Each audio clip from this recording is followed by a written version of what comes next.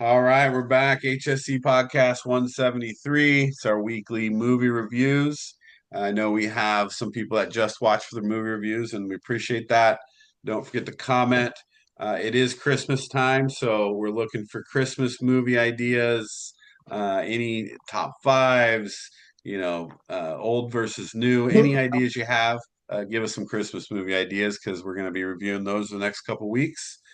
But for now, we're going to our previous week, which was Chevy Chase, one of my favorite actors just in general. I love Chevy Chase, so I'm glad. I think Wes, this is your pick. So you started us off with you wanted to pick Chevy Chase for Fletch, and I hadn't seen Fletch in a long time. This is a great movie. Like, give us the why'd you want Fletch? Why'd you want Chevy Chase here? I've never saw Fletch. I've seen a lot of Chevy Chase movies, but I always heard about it, never saw it. So we so I decided to pick that. It's an 80s movie. And it stars, of course, Chevy Chase, um, with an appearance by Gina Davis, which I didn't know she was in the movie. It's basically about um, a reporter who is offered a large sum of money by um, a millionaire, Alan Stanwich, to kill him, claiming that he had terminal cancer and the suicide. If he committed suicide, it would invalidate his life insurance policy. And Fletch becomes suspicious when he discovers that the man is not ill, and when he continues to investigate, he his life is threatened, and he assumes all these different types of characters throughout the movie. Of course, showing Chevy Chase his range and his ability to pretty much be a bumbling idiot like he is in almost every one of his movies. It's pretty hilarious. Um, uh, I mean, not my favorite Chevy Chase movie, but you know, it's worth watching. So, I actually haven't seen this movie in a long time, and I love it. I like the reason I like this movie after rewatching this again, is I felt like Chevy Chase really got to be himself in the movie. Like he didn't like I mean all actors want to play themselves and they you see it in their movies and their roles. But for me, it was like this is what he was just being himself really the whole time. The taking on different character roles throughout the movie and how he just makes up stuff on the fly as he goes and being this investigative reporter. It's a little silly, but it's funny at the same time. So I did enjoy that part of it. The plot is lackluster. It leaves a little bit to be desired. It's it's nothing that you're like, man, what a great twist. But Chevy Chase is definitely funny in it, and there's some good like small spots, where like George Wendt playing Fat Sam, the drug pusher, but you find out later why he was doing it. And then I guess the last part of it for me, which makes it more fun, even though like I said, it's not the greatest plot. I kind of feel like Chevy Chase is playing this. He's an investigative reporter, but it's almost like he's playing some kind of detective James Bond almost role. And I think that's kind of fun to watch him, play that storyline out. So overall, I mean, it's a good movie. It's great to watch. There's a lot of good one lines in it, especially from Chevy Chase. And so it's definitely worth the watch. I like this movie. What do you think, Derek? Yeah. Yeah, like Steve, I've seen this movie a million times, but mostly back in the 80s, early 90s. What hasn't been mentioned, and you got to big to the plot is he's pretending to be a homeless person doing an investigation on the drug trade on the beaches there. And that's why Stanwyck wants him to kill him because he thinks he's just some homeless guy. And then you get the whole thing is his investigation into the drug trafficking goes and coincides with Stanwyck and everything. So that's like a whole nice bow into one for his story. Right, ties in all of it together because it's part of the same thing. The guys involved in the drug trafficking as well. And that's the funny thing is you were saying he plays himself. It's almost like he's playing the same guy's Caddy Shack too. Right, His Caddy Shack character. It's basically the same. He makes a bunch of one-liner, smart ass sayings and right, but yeah, I've always enjoyed Fletch. And then Wes, you got to watch Fletch Lives next. right. Now you got to go to Fletch Lives. There's a part two. Good movie though. I like that you picked this one. I hadn't seen it in a long time, and I do like Chevy Chase as himself. I think that's when he's at his best. All right. Well, so next Chevy Chase is also 80s, right? I guess most of them are going to be. This is 86. So, Derek, this is yours. And this was one of my favorite movies when I was a kid. And this is Three Amigos. Yeah, I'm trying to figure out if I can have Grayson watch this. We'll see if Caitlin will let me. But because it is PG. Three Amigos, it's three actors from the silent era, so silent movie era. Um, Martin Short, Steve Martin, and Chevy Chase, and they play three cowboys, the three amigos who do a bunch. It's basically a well, rip off of the three caballeros, like the Disney, like Donald Duck. But a small village in Mexico is being threatened by El Guapo, and so the people go to try and find someone to help against El Guapo and his men. And they see a movie of the three amigos, so they send them a telegram saying, "Hey, please come and put on a show." And the three amigos think that, oh, it's just some kind of paid thing to go and do a show for, and it comes to find out that they have to actually fight off these bandits. And I love the beginning because you have Phil Hartman and John Lovitz and Joe Montanga at the very beginning, and they were hilarious. And just, oh man, I just love like Martin and Short and Chevy are so good together. Yeah, the three of them playing together really make the movie even better. I love Chevy Chase in this one because I still, love him as an actor, but Steve Martin really steals the film. Like, because Steve Martin looks like he put his full effort into this film. Where Chevy Chase and Martin Short, it's just another job for them. They're just playing their normal roles, being their normal selves. Steve Martin looked like he was so into this movie. If you watch him throughout it, you're like, man, this guy's going hard. And it was great. The the funny part about when you talk about the telegram, I totally forgot about this until I rewatched this movie.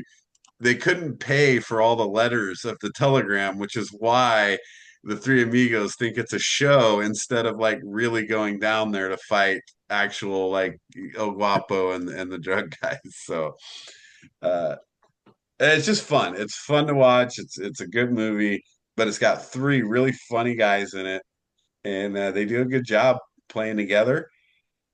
And like I said, Steve Martin's just top shelf in this movie. Well, and then El Guapo is hilarious too, and his what's his buddy's name? Is it just Hefe? Is that what his name was? Hefe? Tony Plana? Yeah, El Hefe. Guapo, Guapo and yeah, Hefe were great Jefe, together. Like right. the, you got me a sweater.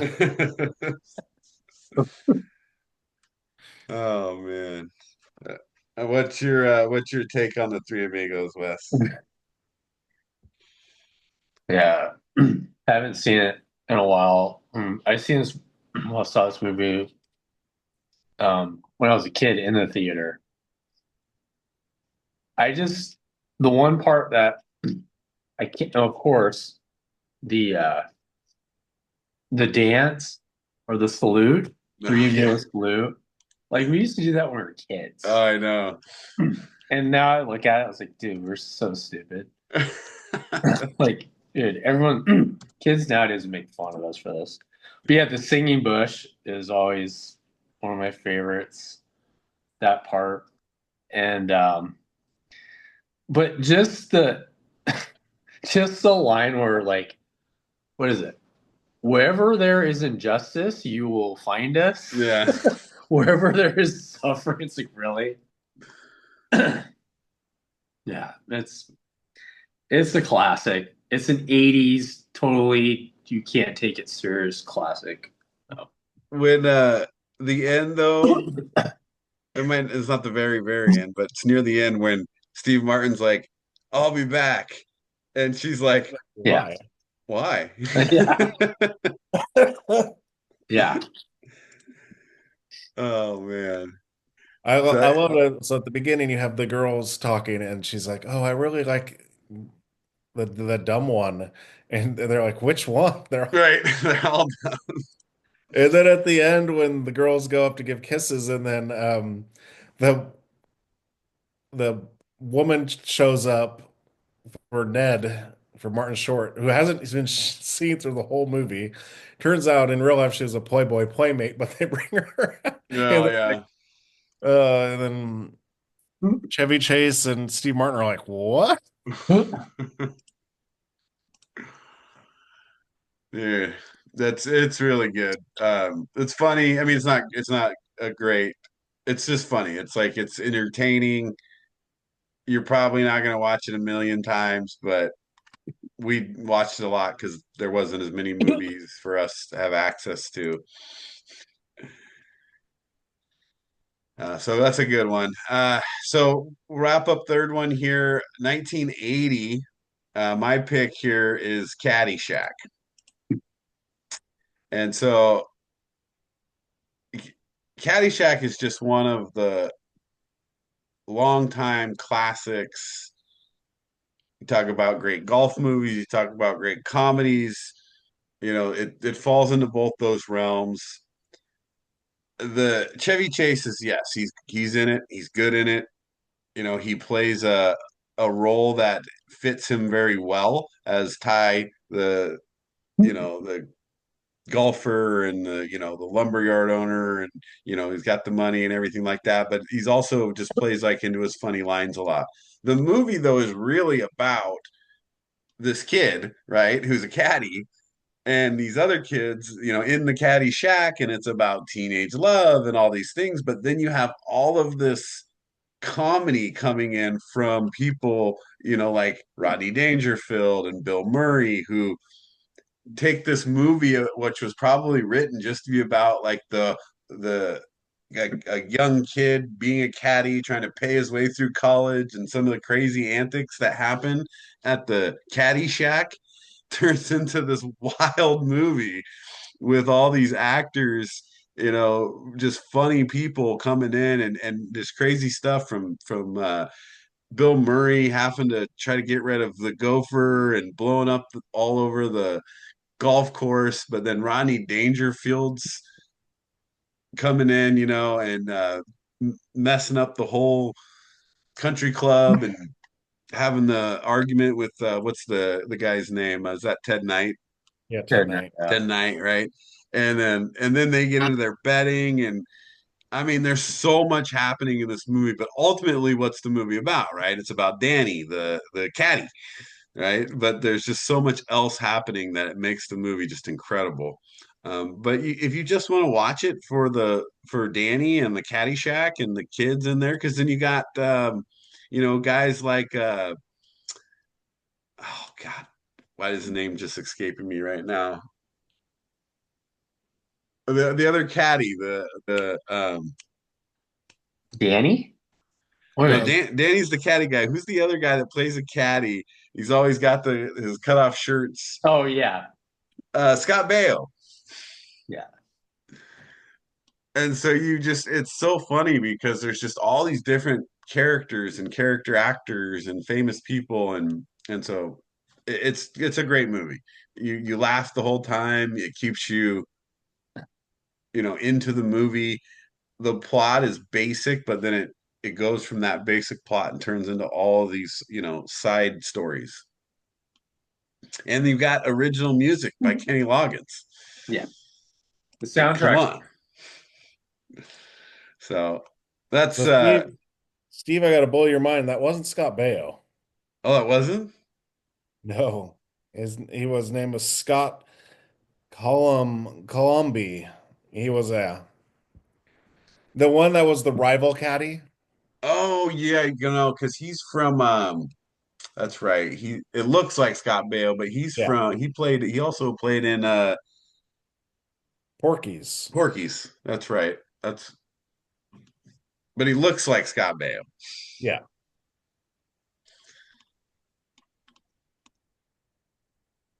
Yeah, but his role in it is funny too, right? Because every one of them has their own like story going on in the caddies, right? Because it's really about these young kids and these caddies and their summer.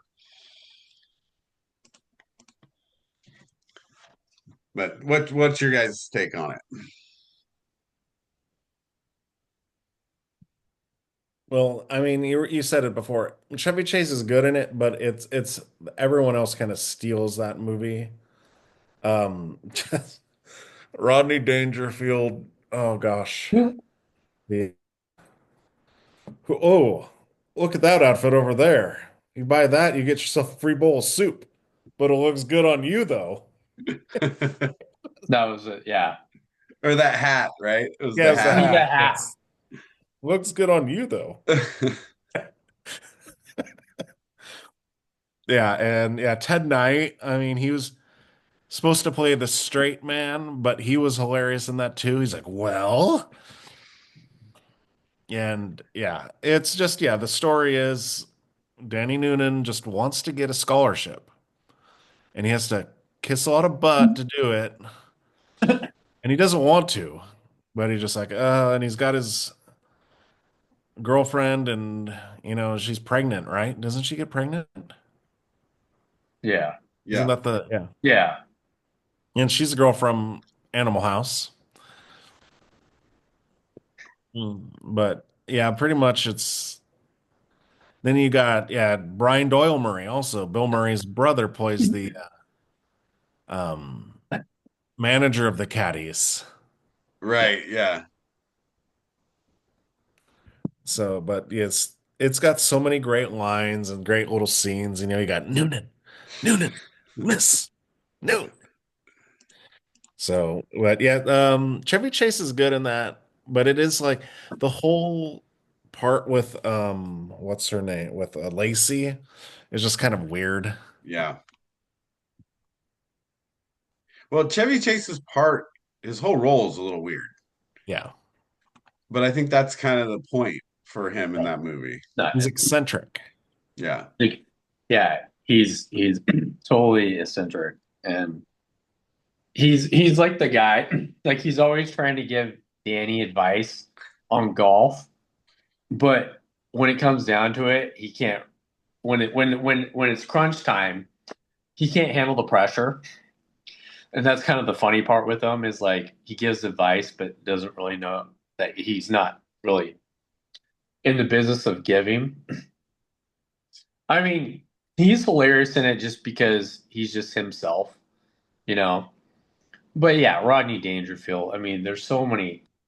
I mean, when you talk about the hat, when he's like, you know, well, you could buy this hat, you could get a free cup of soup. And he looks at Ted Knight. Oh, it looks good on you. He's always making fun of like Wayne, the dude that's taking the pictures of the park lot. He's like, Wayne, why are you taking pictures? This is a parking lot, you know.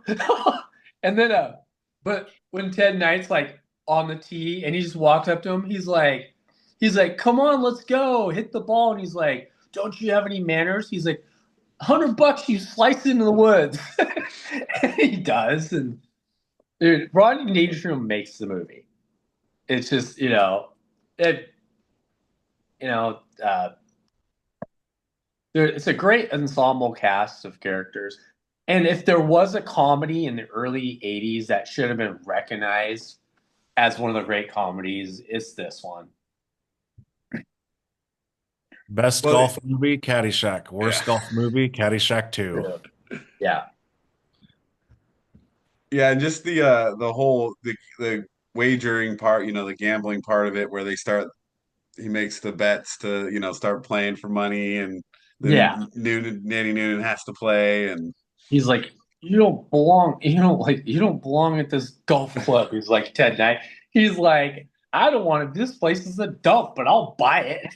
That's how they got into the last match. He's like, I'll just buy it from you. He has so much money and he's so obnoxious. I mean, it's just Rodney Dangerfield should have got a Best Supporting Oscar for this movie. He should have got an honorary Oscar because to me it's his best movie. Yeah, every kid I know, 80s kids are like, oh, the 80s, they're cheesy movies. Trust me, you'll freaking laugh at this movie. It's that funny. And you'll laugh at remember the pool? The music in it is just it has the best the music. Like the yeah, pool theme where Lacey comes in and they're like about to fight, and then right. everybody stops because she comes out in her swimsuit, and then the candy bar in the pool, and Bill Murray goes down and he just goes down. It's like, oh, and he eats it, and then the old lady passes out. I mean, just It's so many great scenes in that movie. it's funny when you watch a movie like The Sandlot, Yeah. and then you're like, you see where they get some of you know, their scenes, and it's not all like The Sandlot, but one scene in The Sandlot is a scene they pull from Caddyshack. Like everybody pulls their little scenes Yeah. from that, and Caddyshack's one where it's just there's been little things pulled out of it Yeah. for a lot of movies to follow. Like, drop anchor. Yeah. You did it with my anchor. Music is good though, for sure, and it gives you that very, very 80s feel, especially with Oh, the clothes that they wear. It's so like late 70s to early 80s.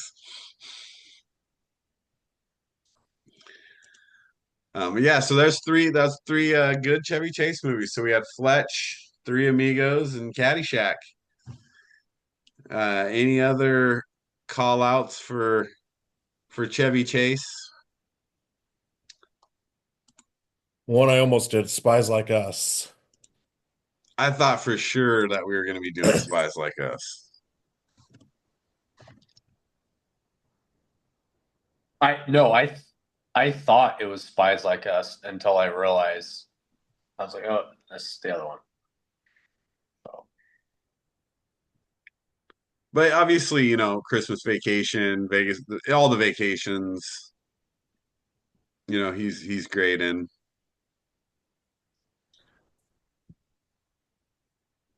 He hasn't been as many big movies as you'd think, though. No, because it's his attitude and people didn't want to work with him anymore. Right. I mean, but yeah, because it was mostly in the early. The one I really, really wanted to do, but I don't think you could find it anywhere, is Under the Rainbow. Oh, geez. That movie That's is 81.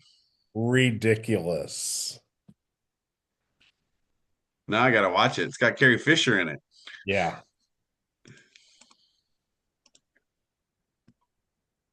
No, as I was going through looking at, when I was looking at these, there are a couple that I'm gonna have to go back and check out.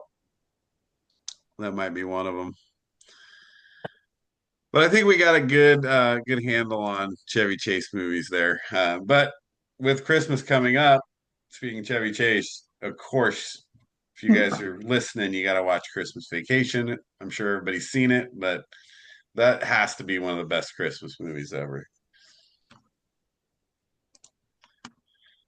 All right, so we'll wrap movie reviews there. If you have any comments or movies you'd like, throw them in the comments and we'll review those. But looking for Christmas movie recommendations, and we'll get into our Christmas reviews coming up here in the next couple weeks. So thanks for sticking around. We'll see you next time.